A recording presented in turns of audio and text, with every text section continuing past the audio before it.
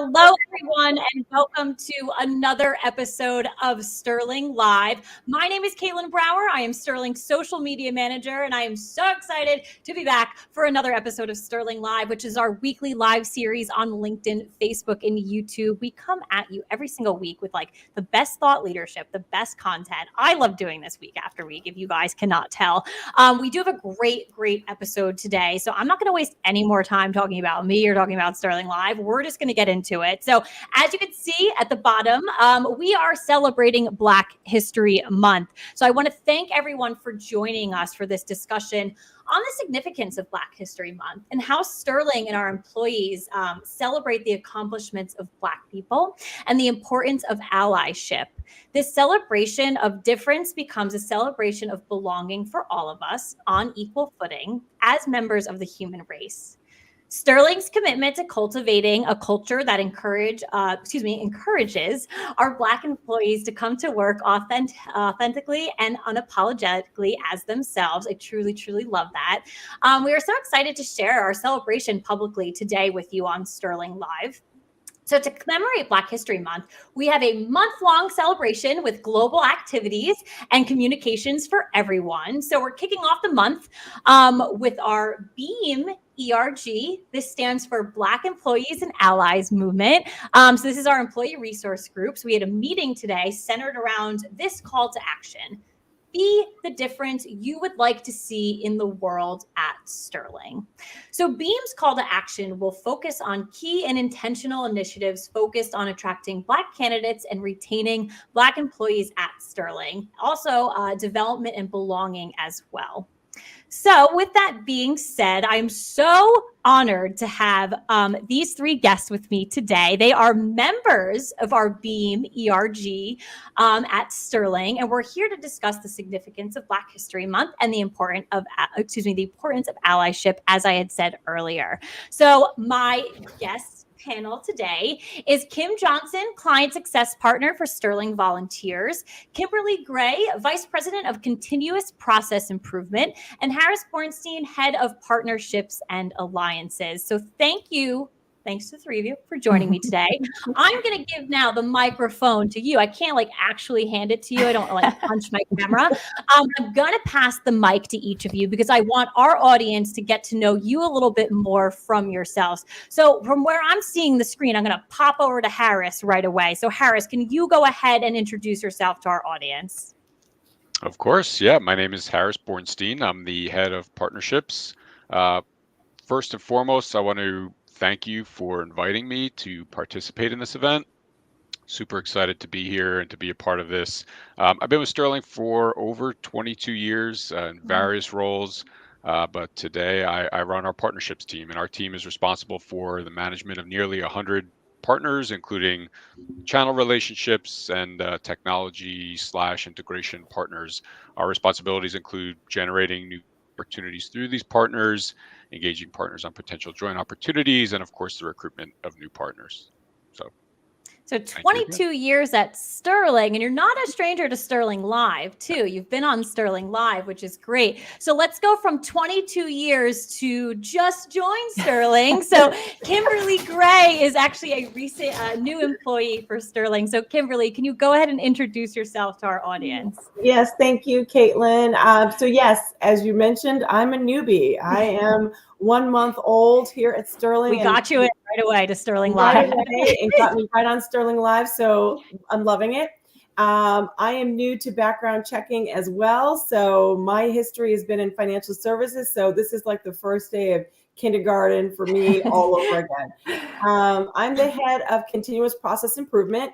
It is a newly created team responsible for delivering service improvement activity across the business.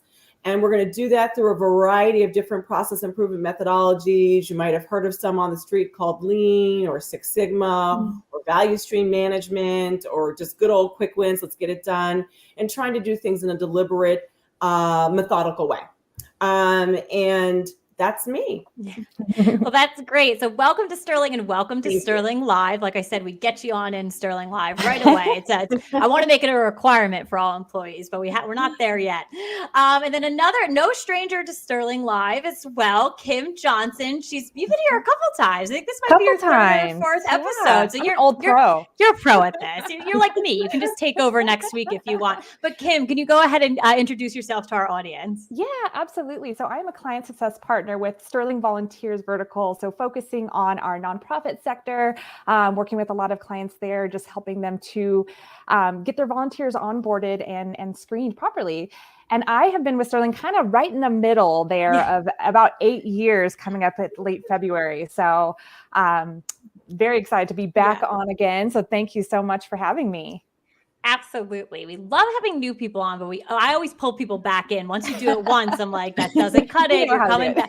You're coming back for an episode. So that's great. So again, thank you to all three of you for joining me today. It's going to be a great episode. We're going to have some great discussion. So I do want to let our audience know, if you're watching live on Facebook, LinkedIn, or YouTube right now, you can ask our guests, our panel of guests, questions throughout the show. Don't ask me questions because I'm not going to answer them. I'm kidding. I might.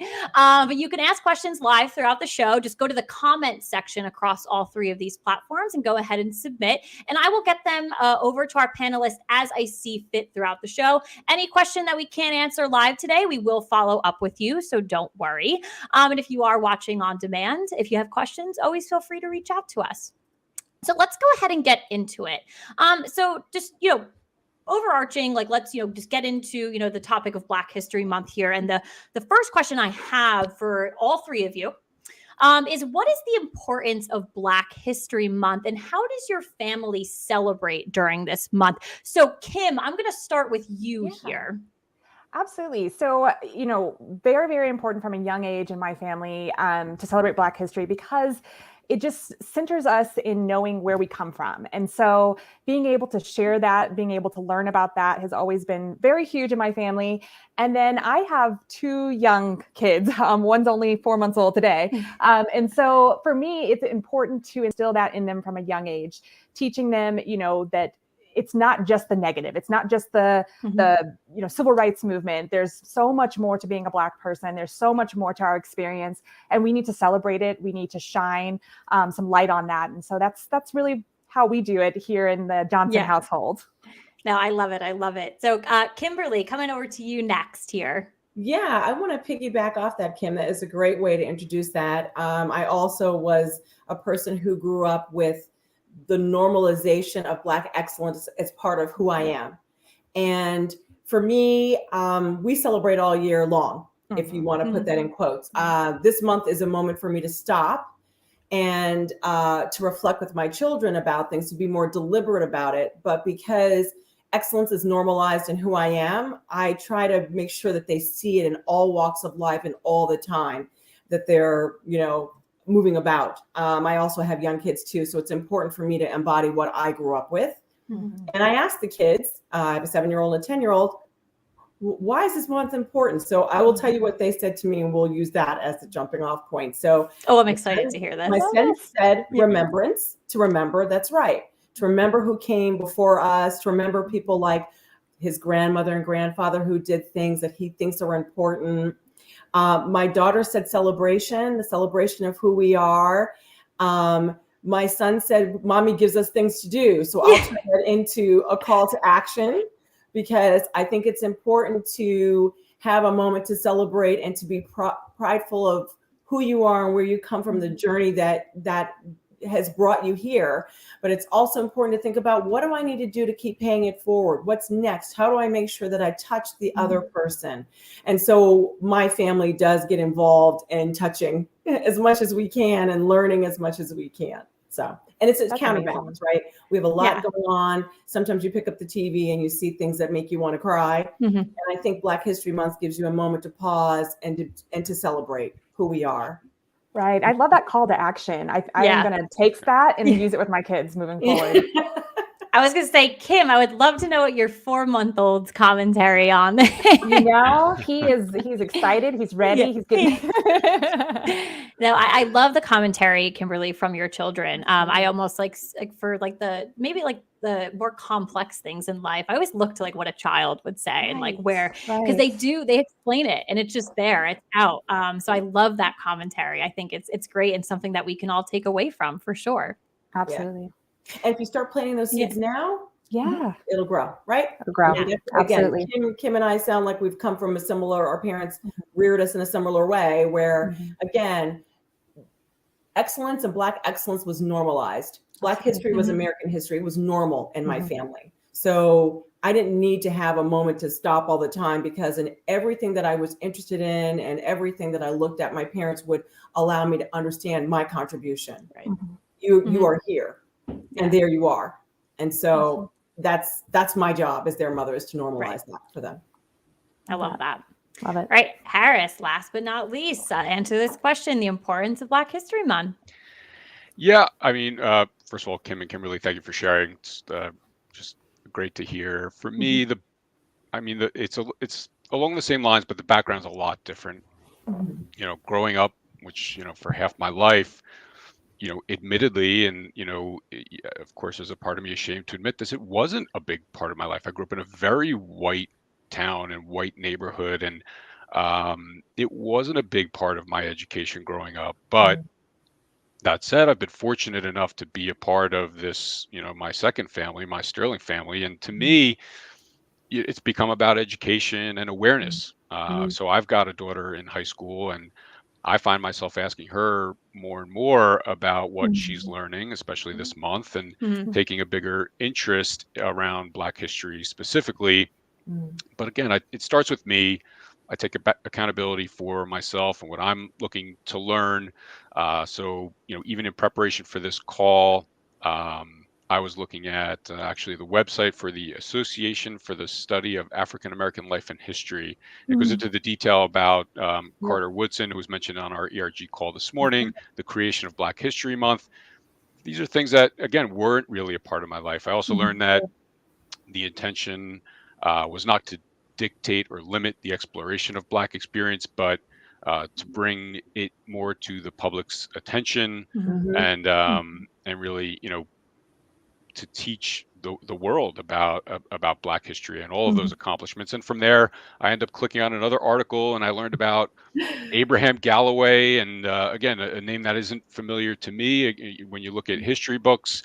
And how he had escaped slavery and built a network of spies that were reporting on what the Confederate troops were doing. I mean, it was really an amazing story. And again, you don't necessarily have to read a 100-page book. For me, it was spending 5 minutes on a website, and you know, I'm committed to doing more of that. And again, the reason I say these things is, Oh, we lost Harris. We lost him.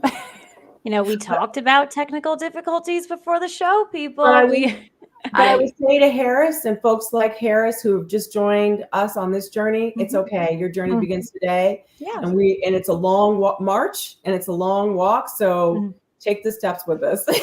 Yeah. Okay. Whatever didn't happen, you're here today. Absolutely. No, and I really do truly appreciate, you know, that commentary back, you know, to Harris and to other people, because I can attest to it as well. And I totally am just on board with it, love it, and I appreciate it so much. So Harris, you had a little bit of a tech glitch there, as we I prepped everyone. Don't worry, guys. I prepped this crew for tech, but was there anything that you wanted to wrap up on before we move to the next question? No. Again, I don't know what you caught there. Is technology can be evil, but my point was, you know, these are values that I intend to pass on to not just my high school daughter. I also have two much younger children who are 4 and 1, and you know, already making sure that this is part of their education. So. I do love the trend with everyone on the call, like with, you know, the children. This is our future. So I love that each one of you had a particular pathway in talking to your children, working with your children, you know, celebrating with them. So really, really love that, you know, part of the conversation there. So let's move into, so thank you for sharing, you know, the importance of Black history, you know, how you share with your family and everything like that. So I want to talk about the accomplishments in the Black community. So Kim, I'll start with you. Are there any accomplishments of Black people that you feel have changed and impacted American history? Right. And I noodled on this thought for a long time. In my mind, I was like, there are just so many, I can't even boil it down to that. But where I my mind went was, Kimberly, you mentioned Black excellence being a part of just my growing up experience. I had a lot of family members that were a part of the civil rights movement. And so it was just talked about all the time. And my cousin, my grandmother's cousin, was part of the Little Rock Nine. And so for her, seeing her and knowing from a young age the impact that them integrating those schools had on my mom, had on me, and where I went with my education, I think, that played so much of a part in my own history and American history as a whole. And so that's kind of how I took the approach to that question, is just, the little things, the little moments within our history that have just propelled us further and further along. That's what has been most impactful for me, I think, is just each generation growing, each generation gaining more rights, each generation just being in front of us. And as we talked about our children, think about how they will impact the world, from all of the things that have happened in the last couple of years. They're just starting from an even greater place than where we were. So that's kind of how I took the approach to that. Yeah, no, and I love your response, because what a, impactful part of history, and to know that you're directly connected to that. I know when you had said that, I was like, oh, wow, like that got that was like exciting to hear that, because of, what I mean? So, yeah. And I like that approach to taking it too, because you tied it back personally, but with things that, did, happen historically for this country, and everything like that. So it's, that's still like really excited to hear. I'll sit down with you and talk about it anytime you want. Like, that's it really is. So Kimberly, I'd love your take on this as well. Yeah. Kim, again, I will piggyback off her initial thought. It was hard for me to boil it down to one specific thing, because Black history is American history, and history is living and breathing, and we're living history now. So it's hard for me to stop. Plus, you name the avenue of life, and there has been Black contribution to that. So I can't even pick just one. So what I decided to do was take a little bit of a different spin. And what I focused on was, what am I looking to going forward that I think is going to be a historical moment, and that I am very excited to be a part of, and probably would have never dreamt that it would happen. And so for me, it's the fact that we are in the process now, and the country is in the discussions, and will experience the first Black woman to be a Supreme Court justice. Yes. And it saddens me that it's 2022 and we're having that conversation. It has to be deliberate, but I'll take it. Because I know what it means and what it has meant to me personally to have seen Black women in areas of power and control and contribution. That has burned on my memory, so that my view of accomplishment and success is beyond what you can even think of. I'm not limited. And when I look at my daughter and I think about, what she's going to see, even though she's 10 and she cannot articulate fully the impact that will have on her life, I'm hoping it will be a Black woman that has not only judicial experience, of course, but also has real life experience to bring to a group of people who I sometimes don't think have lived in the real world. And I think that's important. And so for her, I think about her, and I think about what that's going to say for her in terms of the world is my oyster, because she's seeing it all over the place. And again, I will leave you, and because I lead with this in my life, my whole job with my children and my family and people that I come across, because I'm from a multiracial family, is to normalize Black excellence. Having someone in that position normalizes it, continues to make that chip. So that's, I'm leaving you with. I think it's great that both of you took like your creative spins on the question, because you're right. It's there's so many answers to that question, but that to me is a beautiful thing, that question has so many answers to it. And we could sit here, we can have a week-long episode, never end, just keep on going. It's like one of the 24-hour news station. We just keep on talking about it. So I really enjoyed that. And then Kimberly, what you had said about just like history is living and breathing, that was a huge takeaway for me, because we are talking about things that have have happened in the past, but we're also talking about things that are going on right this second, and that will make a change in a week, in a month, in years to come for not only us sitting here right now, but your children, other people's children, things like the people that aren't even born yet. So I really do. I enjoyed both of your creative spins on that, because both of your responses were incredibly important, and it's really shaping everything that we're doing right now. So really, really awesome. I knew this was going to be a good episode, guys. Look at this. Oh, we're only like 20 minutes in. It's so good so far. All righty. So I do, again, appreciate you sharing, taking that creative spin, these accomplishments, where we're going in the future. Really, really great. So I want to talk about, let's, circle back to last year. So we did experience, the global Black Lives Matter movement that catapulted historical Black issues that are still present, what we're kind of facing today. And we also, as a world, watched as both Black and non-Black allies, stand together to protest injustice and demand a law reform. So Kim, I'm going to start with you on this question.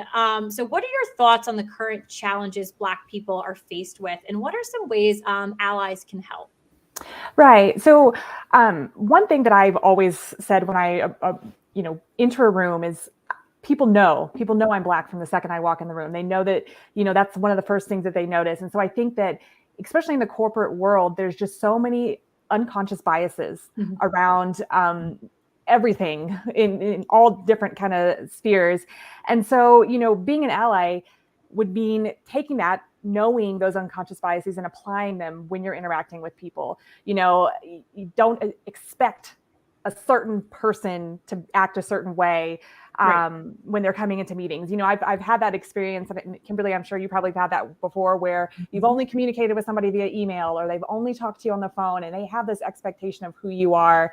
And then you meet them in person, and there's a little bit moment. There's a little moment of, oh, I didn't realize. And so, just checking that unconscious bias, knowing that that's the experience that Black people have as they're navigating different channels and navigating corporate world, navigating just walking into a grocery store. I think that knowing and understanding where we're coming from can really help us.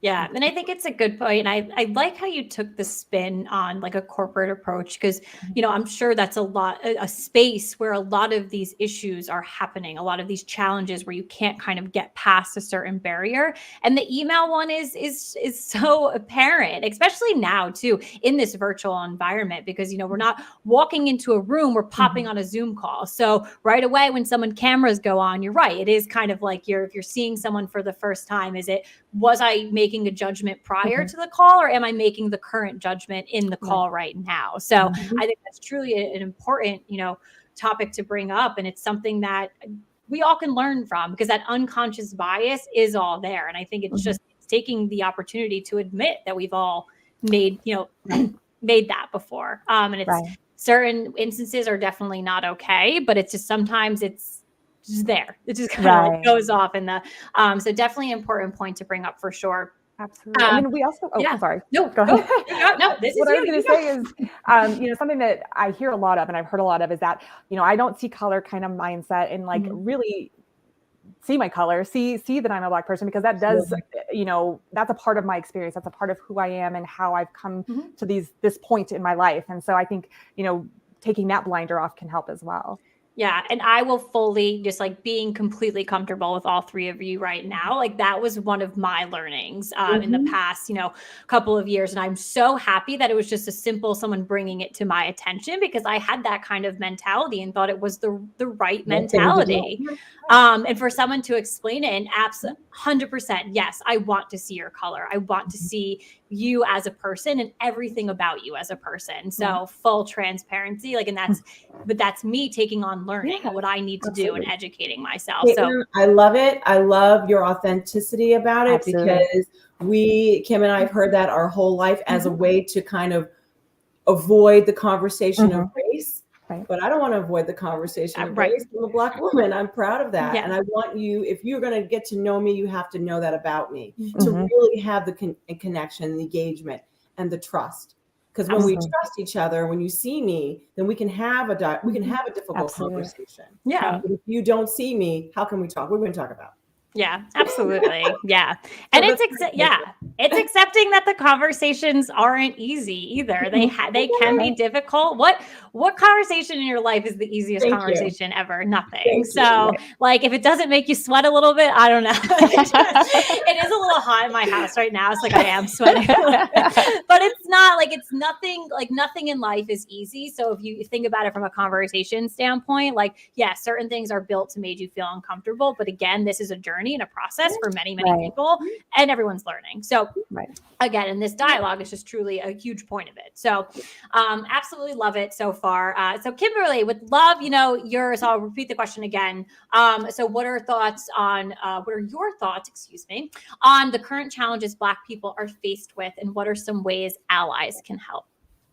Okay, so I'm glad we're ending on the ways to help, because again, I'm action oriented and I want to leave things on the top. Yeah. I will say this, I've had the pleasure of having my grandmother who just passed at the age of 96. So I have grown up understanding the journey that she's taken, the accomplishments that she's seen in America, for Black Americans, et cetera, in her 96-year journey.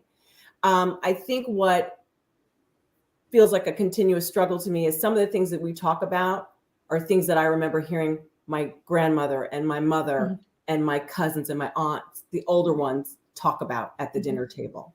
Voting rights, wealth gap, redlining still goes on. So you're prohibiting people from being able to attain wealth, pass that on, uplift the next generation, the impact of COVID and the disparities around it, just exposing the racial dynamics within the healthcare industry, and then criminal justice reform stalling. And these are all conversations that I've heard as a little girl, and then I continue to hear.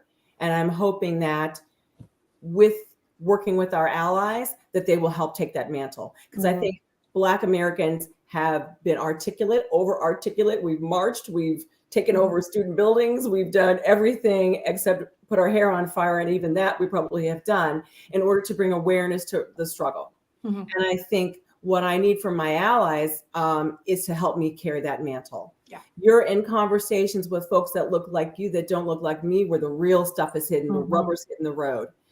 Bring what you're learning to that conversation, challenge those assumptions, help them see where their blind spot is, help them understand where that unconscious bias is, help them get that little bit of learning. Hey, you love baseball. Let me tell you about the Negro League. Let me tell you about what's been going on. It just didn't start over here. There have been contributions all along. That's just one example. I'm not saying sports, but you know what I mean? There are examples all the time. So I really look to, I'm married to an ally, and for him, it's having him also be able to be supportive of Black History Month, to be supportive of his children as brown-skinned children.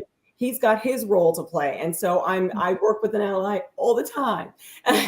And so I guess that's what I look for. The road is long, the marches are long, the cameras will turn onto something else. We still need you to be there. We still need you to be engaged. We still need you to have those tough conversations with your folks. Yeah. We'll be there. Absolutely.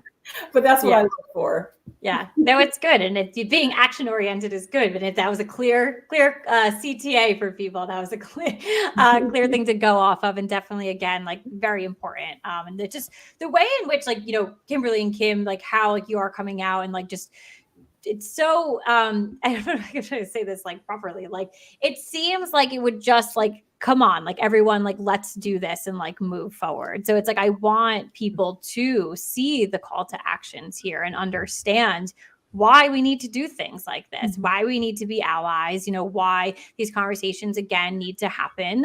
So I'm really hoping that people are tuning into this episode, whether it's live or on demand later. Because again, like 26 minutes in, a lot has come out of it, and I'm ready to take the next step. We're ending the live stream. I'm going out, so, but definitely for sure. So we did talk about allyship a lot so far in the episode. So I do want to, give, again, I can't pass the mic physically, but Harris, I do want to, talk about the importance of allyship from your perspective. So you are representing our BEAM ERG today as an ally to the Black community. So we really are excited that you are on here with us and you're sharing your journey in allyship and providing a perspective, that can help like other people, like assist, when supporting the Black community. So with that being said, can you share with us how you became an ally, your current journey, anything like that? Yeah, for sure. And this has been great. But,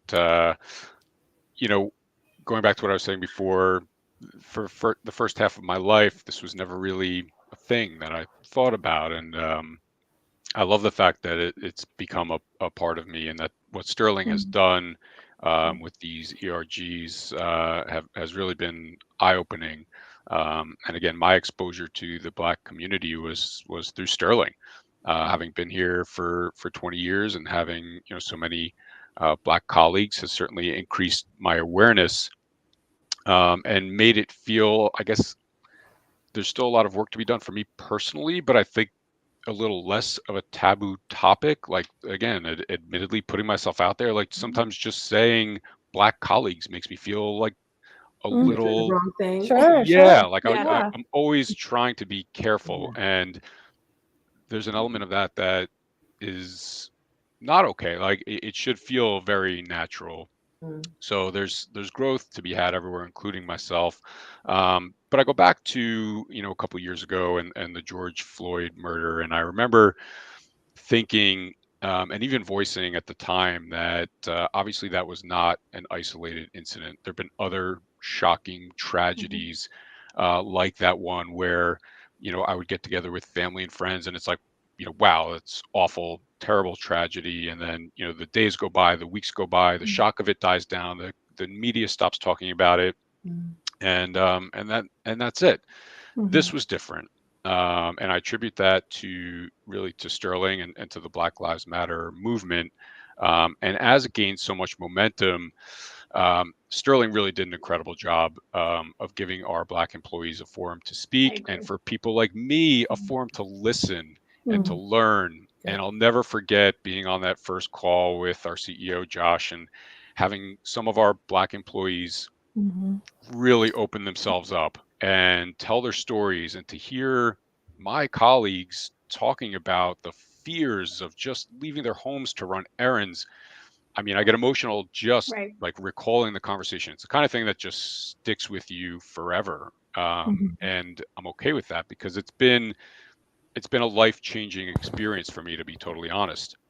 It had such a profound impact on me that, I couldn't help but reach out to everyone who spoke, and even on some subsequent conversations over the last few years, and just be like, loved that you opened yourself up, appreciated your story, and I'm here for you, right? I'm always here to listen, to support you. And again, what Sterling has done has just been amazing. I've enjoyed being an ally. I'm grateful for the awareness that it's generated. Discussions like this and what people like Jen Ketchens and Garvey Jean are doing at Sterling. It's really been amazing. And so I appreciate it. And again, I still have a lot to learn, but I'm here. That's what I'm here for. That's awesome. Yeah. And it's had to become something so wonderful. Yeah. Yeah. Yeah. And Harris, like I couldn't agree more. We are definitely similar into, our stances, being an ally. And I think that situation that you had just explained is I had the same experience. And I just want to give so much props to Sterling as an organization and all of our employees for doing, having the hard discussions, having a platform like you had said, Harris, where we can come and listen. It wasn't about us talking. It was just listening and understanding. And just, there was a lot did happen at that time. And I really do appreciate everything as an organization that we did, then, now, everything now, like that we're doing, we're having this conversation, we have our ERG. And I think, prior to me joining Sterling, I definitely never, put so much detail or thought behind it within a corporate setting. But Harris, you're absolutely correct. Like so many of my colleagues are within the Black community. So I need to be here with you as a professional relationship, but also, be with you and stand next to you through everything as my colleague. A lot of my colleagues are my friends too. So definitely doing that. So I love, the candor of your story. I really love you being fully transparent with us this entire episode. I love the transparency from all three of you. I truly do appreciate the conversation. It's all right. Just to go back to something that Kimberly said also about action. The other thing I just want to say is that I mentioned that this has been going on for a couple of years. This is ongoing, and like even on today's call that we had this morning with the ERG, I jotted down a number of names of people who were in my little breakout group that I wanted to reach out to, and just even if it's to set up a little virtual cup of coffee. Again, like I appreciated what Kim and Kimberly have shared about action, really. So wanted to mention that as well. And can I say something, Harris? You're being vulnerable and sharing even the moment where you said, gee, I feel even a little bit of uncertainty around, do I call you African American, Black American? It's okay, because guess what? I feel uncertainty about still bringing my full self to work. So we all have places to grow, right?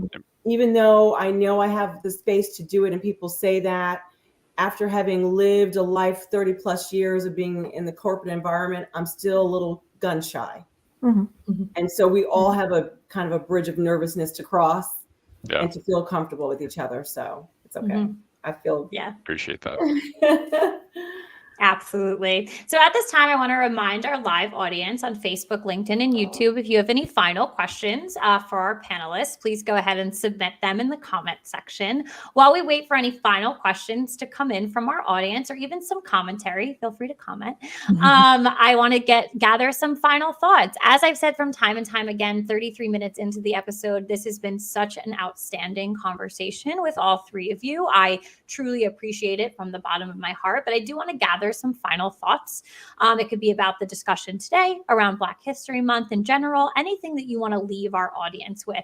So Kimberly, I'm looking down over to my left-hand side, so I'm going to go with you first. And I think I'm out to the audience. They might see it in a different way. So people are like, this girl doesn't know her right from her left. But I would love to gather final thoughts from you today. I have so many, but first I'll just say thank you. Thank you for the forum. Thank you for including me. Like I said, I'm a new employee, and this has just been like, you talk about making me feel comfortable and included and engaged and leaning in. You've opened that door for me. So thank you for that, all three of you and everyone that's listening. I would say this: enjoy the month.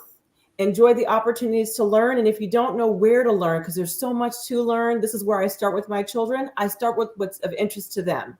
So my daughter right now is interested in ballet. And so I'm hunting around, and it isn't that hard because our prima ballerina is a biracial woman.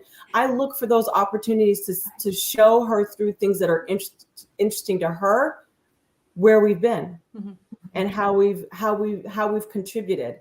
And again, even though she may not get all of why I'm doing this, I know when she's a 28-year-old woman and she's making her way in the world, she will know all those things. All those data points will be in her head. That confidence will be there. That bar is set high. She won't allow somebody to set the bar low for her. It starts high. So that's what I would say. Start with your kids, and then you dive in and you'll learn something new. Absolutely. Kim, final thoughts from you today. Yeah. So the one thing that I think that has come through the last couple of years is, not limiting learning about the Black experience and Black history to just this month. Take this and continue it on throughout the year. Make different opportunities to connect with your coworkers that are Black, or connect with the guy down the road and just learn about their experience, learn about the history, and just listen. As Harris said, listen and make those little connections throughout the year, so that just becomes part of your life and not just something you look at through the 1st through the 28th every month, or every February. So continuous learning. Yes, absolutely. So we've got some love over on LinkedIn. Harris, before I come to you, it is from Jen Ketchen. She has been our fearless leader throughout the entire everything. So Jen has done an amazing job at Sterling,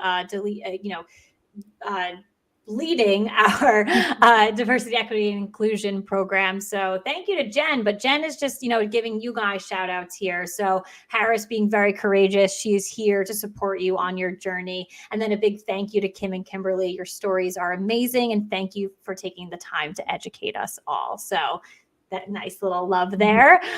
So Harris, final thoughts from you on today's episode. Yeah, I mean, for me, I'll just say thank you. I mentioned, I used the word life-changing earlier. I really owe that to Sterling. It's the last couple of years since we created these groups has been eye-opening and life-changing for me. Being a part of calls like this, the fact that Sterling has created this allyship program where it's allowed people like myself to be a part of these conversations, to learn about Black history and all the accomplishments and things that you continue to face and everything else has just been it's been amazing, and I feel lucky to be a part of it. So thank you for a great conversation, Kim and Kimberly. It's been wonderful, and thank you. Yeah. Absolutely. And one more final love from LinkedIn saying, I loved this conversation. Thank you all. And I'm going to agree with that because I loved this conversation as well. It was truly great start to finish. We've got about 40 minutes worth of a great discussion here. So if you joined us live today, thank you so much across Facebook, LinkedIn, and YouTube. If you are catching this on demand, and I highly recommend you do, or if you're watching live, go send this to someone right after. They got to watch.